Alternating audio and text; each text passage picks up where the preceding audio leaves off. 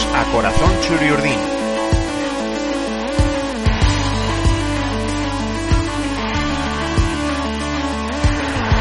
El podcast en el que escucharéis historias sobre la historia de la Real Sociedad.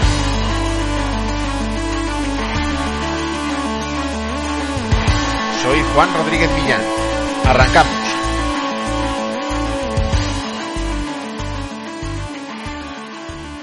Los cambios en el transcurso de un partido de fútbol siempre han estado en el centro del debate. Al principio solo se permitía un cambio, que saltara al terreno de juego un portero si el titular caía lesionado. Por el mismo motivo se llegó a permitir en algunas competiciones la sustitución de un jugador que no fuera el guardameta. Pero básicamente, durante muchas décadas, el deporte rey sobrevivió sin la posibilidad de que los entrenadores pudieran sustituir a alguno de sus futbolistas de campo. El debate se agudizó en los años 60, cuando empezó a proliferar la poco deportiva táctica de marcar con dureza a la estrella del equipo rival para que su equipo pudiera quedarse en inferioridad numérica. Inglaterra fue el país que impulsó la reglamentación de los cambios a partir de 1965. Entonces era una y por lesión. A partir de 1967 se introdujo la opción de hacer una sustitución por motivos técnicos o tácticos. Un año después ya se podían hacer dos. La Federación Española de Fútbol no aprobó esta evolución del reglamento hasta su asamblea del 12 de julio de 1969, para que entrara en vigor con el comienzo de la temporada 1969-70. El nuevo artículo 51 del reglamento de la competición, aprobado en aquella asamblea, decía lo siguiente: durante los partidos oficiales de competición no podrán ser sustituidos los jugadores que fuesen expulsados por el árbitro.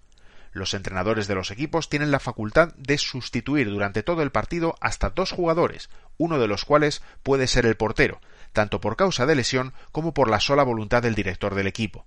Para ello, y en ocasión en que el juego esté parado, se solicitará del árbitro el correspondiente permiso, sin el cual no podrá realizarse la sustitución.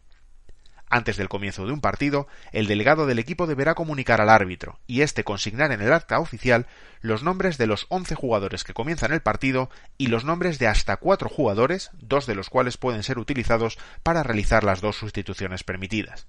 En cualquier caso, un jugador sustituido no podrá volver al terreno de juego.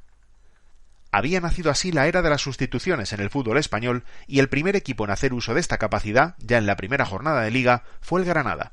A los 18 minutos de juego del encuentro jugado en Pontevedra, el técnico visitante, Néstor Rossi, decidía que Machicha ocupara el puesto del lesionado Lara.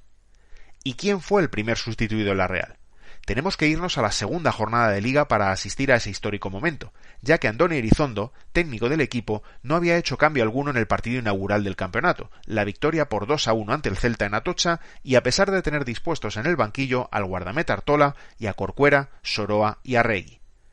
La primera sustitución fue efectivamente en el Mallorca Real Sociedad, segunda jornada de liga, que se jugó el 21 de septiembre de 1969 y hubo que esperar hasta la segunda mitad para encontrarnos con ese momento.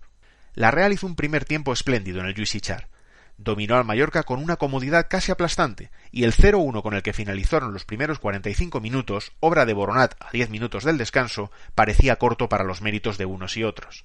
Porriño, en su crónica para el diario Unidad, decía que en el intermedio el ambiente local era de derrota y nadie daba nada por el triunfo de su equipo. Pero Elizondo decidió retrasar al equipo y dio vida al Mallorca, que se lanzó a un ataque desaforado sobre la meta de Esnaola, que dio sus frutos a los 3 minutos del segundo tiempo, cuando Mendoza marcó el empate.